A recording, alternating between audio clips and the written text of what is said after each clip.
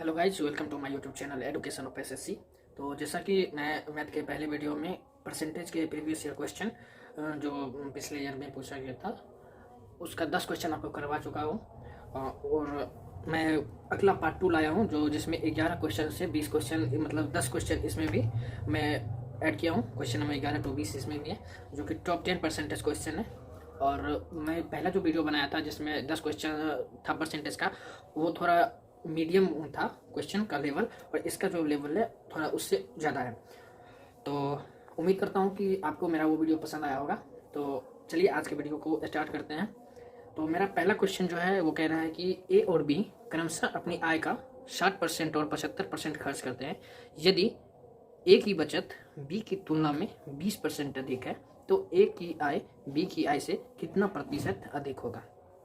Question बहुत ही ज़्यादा महत्वपूर्ण है, तो क्वेश्चन को समझने की कोशिश कीजिएगा। क्वेश्चन कह रहा है कि यदि ए की बचत बी की बचत में 20% अधिक है। 20% का फ्रैक्शन वैल्यू आपको पता है 1/5 होता है।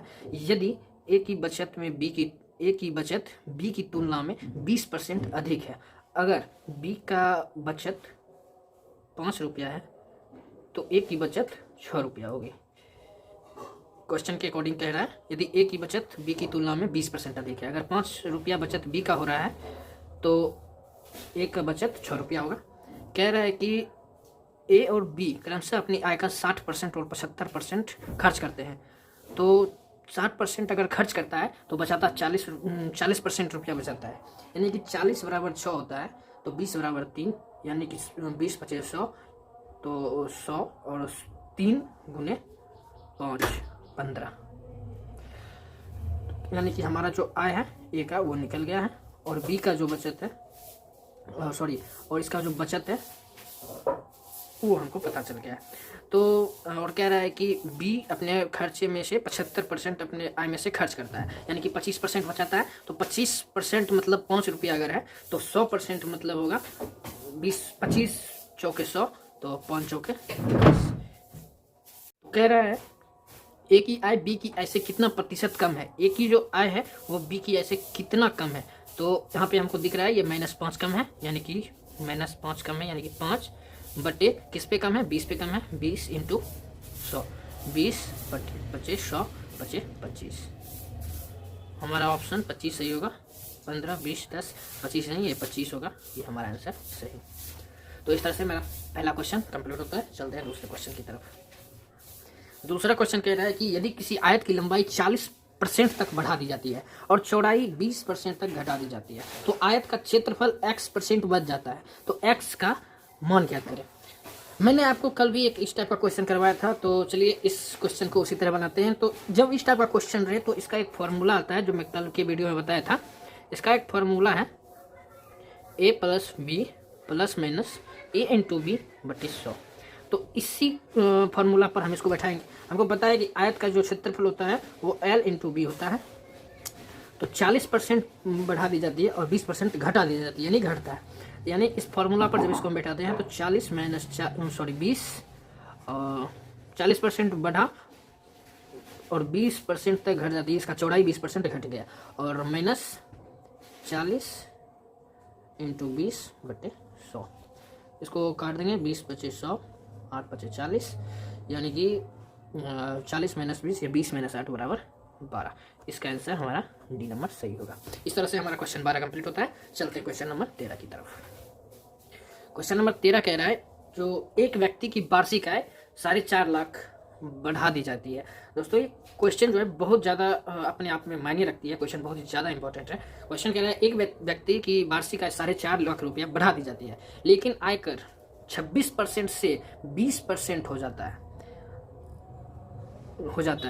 भी उसको 12,000 रुपया अधिक आयकर देना पड़ता है। उसके बाद भी उसको 12,000 रुपया अधिक आयकर देना पड़ता है। बढ़ी हुई आय ज्ञात कीजिए। इस क्वेश्चन का जो लॉजिक है वो बहुत ही ज़्यादा इम्पोर्टेंट है। इस क्वेश्चन को बनाने के लिए सबसे पहले क्या करना होगा कि इसका जो आय था वार्षिक आय वो निकालना होगा। तो 20% बढ़ा है, 12,000 रुपया अधिक आयकर देना पड़ रहा है। किस पे? 12,000 रुपया अधिक आयकर देना पड़ रहा है। किस पे देना पड़ रहा है? 20% पे, यानी कि 20 × 100, 5 बराबर इसका 60,000, 60,000। यानी कि हमारा जो पहले 60,000 रुपया जब बढ़ा, तब 60,000 रुपया जब बढ़ा तब 20% आयकर बढ़ गया। यानी कि जो पहले हमारा जो 4.5 लाख है, 4.5 लाख, इसमें अगर हम 60,000 घटा दें, 60,000 अगर हम घटा दें, यानी कि तो हम 60,000 अगर घटा देते हैं तो 3,90,000 हमारा निकलेगा। यानी कि हमारा जो ये निकला है, ये तब का निकला है जब हमें 26% आयकर देना पड़ता था।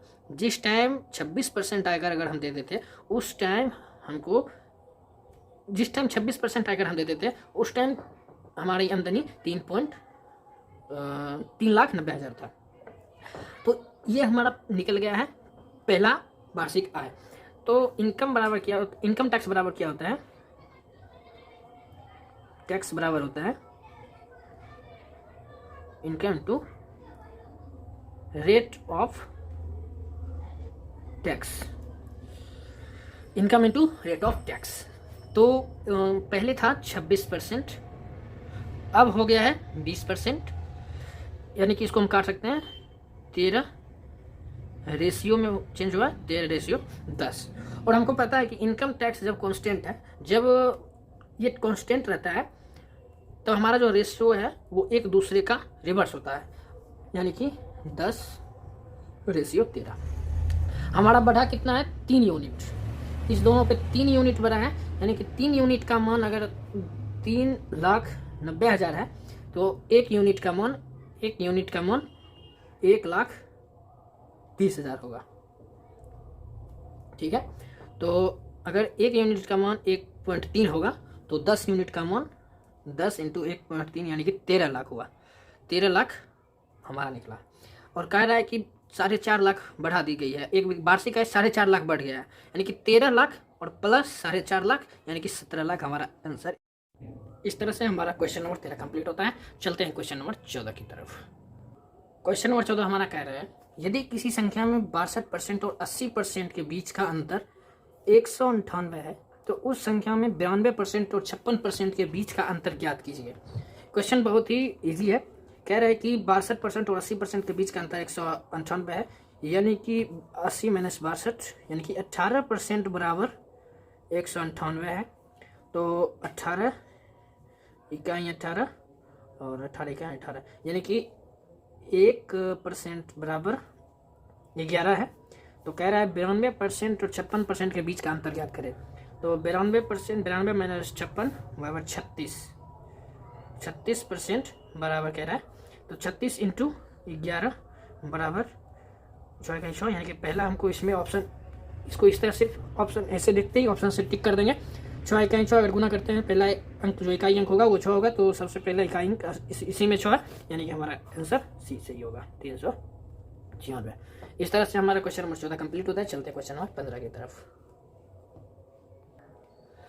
15 नंबर क्वेश्चन कह रहा है कि यदि पेट्रोल की कीमत में x% की वृद्धि होती है लेकिन खपत में x% की कमी आई है, कुल खर्च में 20.25% की कमी आई है, यदि व्यय और उपभोग दोनों x/3% की वृद्धि होगी तो व्यय में प्रतिशत खोजें। क्वेश्चन बहुत ही शानदार है। इस क्वेश्चन को बनाने के लिए आपको क्या करना होगा कि इसका जो होता है एक्सपेंडिचर बराबर होता है प्राइस इनटू कंजप्शन।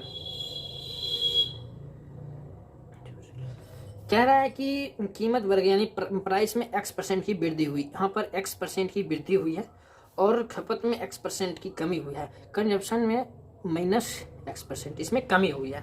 तो कुल खर्च में 20.25% की कमी आई है। तो करना क्या है, इसको x² / 100 यह है कुल खर्चा। कुल खर्चा बराबर क्या होता है, क्या है दिया हुआ 20.25%, यानी कि x बराबर 45 आ गया हमारा, x बराबर 45 आ गया। तो कह रहा है x/3% की वृद्धि होगी तो व्यय में प्रतिशत हो जाए x/3, यानी कि x का मान हमारा 45 है। तो 45/3 यहाँ पर 45/3 यानी कि इंटू 100 करेंगे तो यानी कि 15% हमारा आएगा। तो 15% हमारा वृद्धि होगा, दोनों में व्यय और उपभोग दोनों में 15% की वृद्धि हुई। तो एक फार्मूला मैंने आपको बताया था a plus B plus minus A into B बटे 100। तो उसी पर इसको बैठा देना है, 15 प्लस 15 प्लस 15 इंटू 15 बटे 100। तो 3 बार में, यहाँ से ये भी 3 बार में, 3 बार में 20 यानी कि 4, ठीक है। 15 15 30 और 30 प्लस यहाँ 3 3 9 बटे 4 यानी कि 4 से भाग दीजिएगा यानी कि 2.25, इसको प्लस करके लिख दीजिए 32.25। ये हमारा आंसर होगा 32.25, आंसर नंबर बी। इस तरह से हमारा क्वेश्चन नंबर 15 कंप्लीट होता है। चलते हैं क्वेश्चन नंबर 16 की तरफ। क्वेश्चन नंबर 16 कह रहा है कि ए की आय बी की तुलना में 60% कम है। ए की आय, इसका जो आय है यानी ए और बी, ए की जो आय है बी की तुलना में 60% कम है। अगर बी की इनकम 5 है तो ए की इनकम 2 है, कह रहा है। और ए की आय बी के 60% के बराबर है। यदि ए की आय बी के खर्चे के 70% है, बी का जो खर्चा है उसका 70% ए की आय है, तो 70 में एक प्राइम नंबर छुपा है 7। अगर हम इसको गुना 7 कर दें दोनों को, तो कैलकुलेशन हमारा थोड़ा हल्का हो जाएगा। हमको एक्सप्लेन क्वेश्चन को, इस टाइप के क्वेश्चन को एक्सप्लेन करके नहीं बनाना है, क्योंकि हमको कम समय में ज़्यादा क्वेश्चन को अटेंड करना है, तो थोड़ा लॉजिकल बनाएंगे। तो जो इसका खर्चा है उसका 70% इसका आय है। तो कह रहा है कि 70% के बराबर है, तो ए और बी की बचत का अनुपात ज्ञात करें। इसका 70% इतना है, यानी कि अगर इसका खर्चा निकालें तो 14 7 गुना 2 14 बटे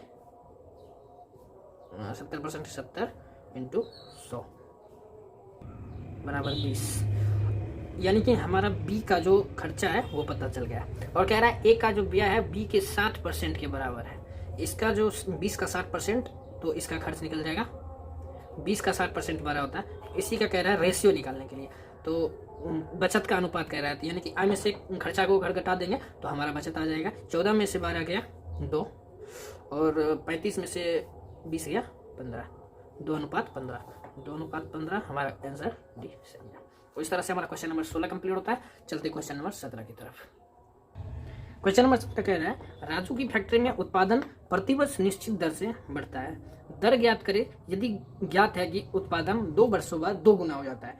इस टाइप का क्वेश्चन रहे तो ये क्वेश्चन इस टाइप से बनता है कि कह रहा है कि 2 वर्ष में 2 गुना हो जाता है, यानी कि 2 ईयर में 2 गुना हो जाता है। यानी कि पहले साल में अगर 1 रुपया था उसका आमदनी, तो दूसरे साल में उसका 2 रुपया होगा। तो कह रहा है कि प्रतिवर्ष यानी 1 वर्ष, 1 ईयर में अगर पूछ रहा है तो पहले अगर 1 रुपया कमाता है तो अब √2 रुपया कमाएगा। अगर यहाँ 3 वर्ष का पूछता, अगर 3 वर्ष में पूछता तो √2 होता। तो पूछ रहा है 1 वर्ष में, यानी कि पहले 1 रुपया था अब √2 होगा।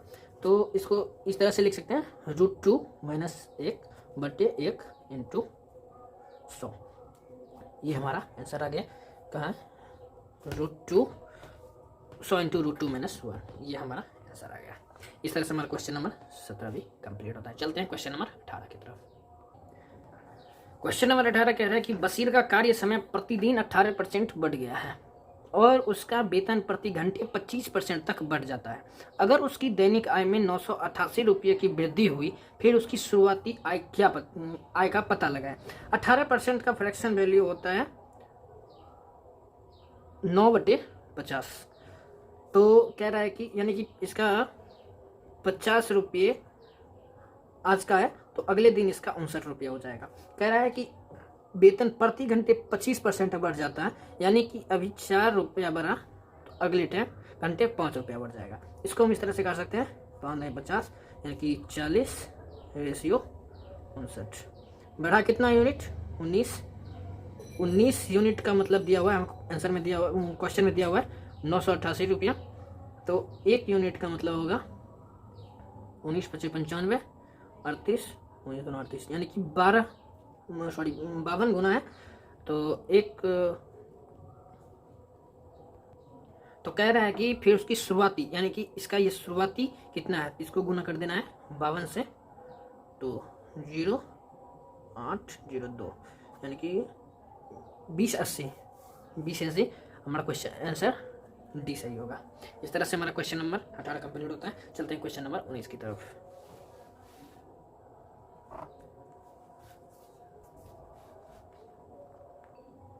क्वेश्चन नंबर 19 कह रहा है कि सावित्री सिनेमा हॉल के टिकट मूल्य 1% कमी कर दी गई। सावित्री सिनेमा हॉल के टिकट के मूल्य 1% कमी कर दी गई। सीटों की संख्या बढ़ाए जाने के कारण कुल राजस्व में 83.1/3% की बढ़ोतरी हुई। यदि वर्तमान में सीटों की संख्या 350 है तो ज्ञात कीजिए कि कितनी सीट बढ़ाई गई। तो सबसे पहले आपको बता दें कि रेवेन्यू बराबर होता है ticket into number of seats. Revenue बराबर ticket into number of seats. लेकिन हमें पूछ रहा है सीट्स पूछ रहा है कि कितने सीट्स हैं, यानी कि नंबर ऑफ सीट्स बराबर होगा रेवेन्यू बटे टिकट। तो 83.1/3% का फ्रैक्शन वैल्यू 5/6 होता है। तो रेवेन्यू मेरा जो होगा, पहले अगर 6 रुपया था तो अब हमारा बढ़ के 11 रुपया हो जाएगा। और टिकट का जो प्राइस है अगर 100 रुपया था तो 1% कम कर दिया गया, यानी कि 99% होगा।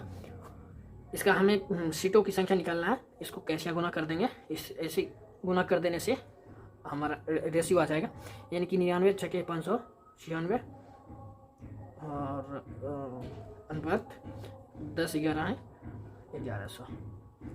इसको हम काट सकते हैं 23 से, इसको काटेंगे 50 से, यानी कि 23:50।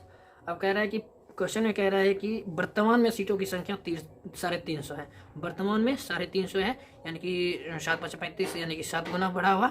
तो कह रहा है कि तो कितनी सीट बढ़ाई गई, इसको गुना कर देंगे 7 से, तो ऑप्शन 161 हो जाएगा। यस, 7 × 21, ऑप्शन में इकाई 1 है, यानी कि 161 हमारा सही है। इस तरह से हमारा क्वेश्चन नंबर 19 कंप्लीट होता है। चलते हैं क्वेश्चन नंबर 20 की तरफ। क्वेश्चन नंबर 20 कह रहा है जब चीनी के मूल्य में 53% की वृद्धि हुई तो एक परिवार ने इसकी मासिक खपत को इतना कम कर दिया कि अब चीनी पर होने वाला व्यय पहले की तुलना में केवल 19% अधिक था। यदि परिवार में पहले चीनी की खपत 38.7 kg थी तो चीनी की मासिक में कितनी कमी हुई। तो 53% बना, यानी कि 153%, सॉरी 53% बराबर होता है 153। तो परिवार ने कितना बढ़ाया, फिर अनुपात 119। इसको हम काट सकते हैं 23, इसको काट सकते हैं, सॉरी इसको काटेंगे 9:7 आएगा। तो कह रहा है कि परिवार में पहले चीनी की खपत, यानी कि पहले खपत होती थी 38.7 kg।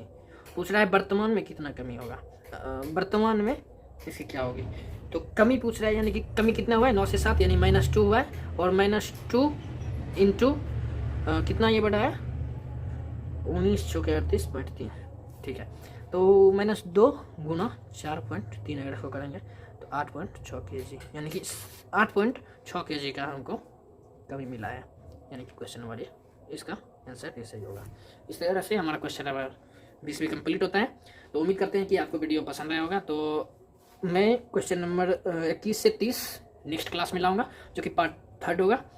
तो आज के वीडियो को यहीं पे एंड करते हैं। तो आपको अगर हमारा वीडियो पसंद आया होगा तो प्लीज़ वीडियो को लाइक करें, चैनल को सब्सक्राइब करें और वीडियो को अपने दोस्तों को शेयर करें जो कि CGL, CHSL, CPO और MTS की तैयारी करते हैं। Thank you.